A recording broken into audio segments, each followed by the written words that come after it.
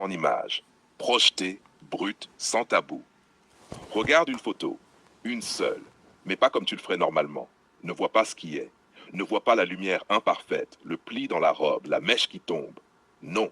Vois ce qui pourrait être. Vois ce qui doit être si tu avais le pouvoir de projeter l'avenir sur une image figée.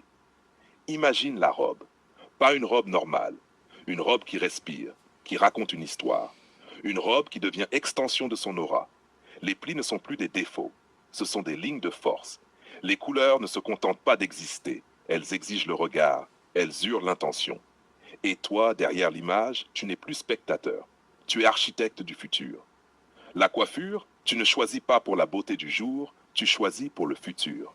Une coupe qui capte la lumière comme un éclat de volonté. Une mèche qui semble défiée par le vent du temps. Tout est calculé pour qu'elle ne soit pas juste vue, mais ressentie.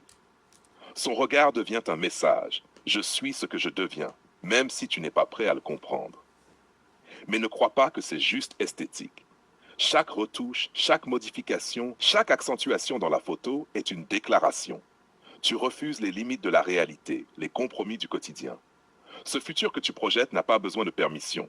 Il est brutal, direct, cru. Il ne sourit pas pour plaire. Il frappe pour marquer. Et dans ce processus, tu te rends compte d'une vérité dérangeante. La réalité ne te définit pas. La projection te crée. Tu peux montrer le futur avant qu'il arrive. Tu peux rendre tangible ce que personne n'a encore osé imaginer. La photo devient un manifeste silencieux, mais impitoyable. Elle dit « Voici ce qui pourrait être ». Et tu n'as pas le choix. Tu le vois. Chaque détail compte. Les accessoires ne sont plus accessoires. Ils sont des symboles. Les chaussures, les bijoux, le maquillage, le moindre reflet sur la peau, tout devient langage. Et toi, derrière l'image, tu parles un langage que peu comprennent. Tu ne cherches pas l'approbation. Tu ne cherches pas la douceur. Tu imposes ta vision.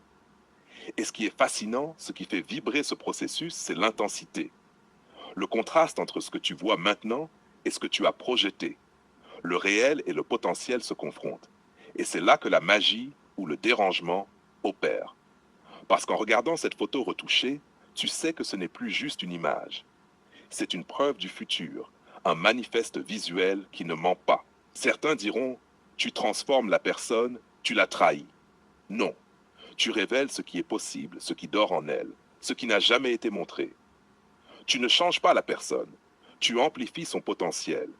Tu lui donnes un miroir du futur qu'elle seule pourrait atteindre si elle ose s'y projeter. Et c'est ce qui rend l'exercice dérangeant.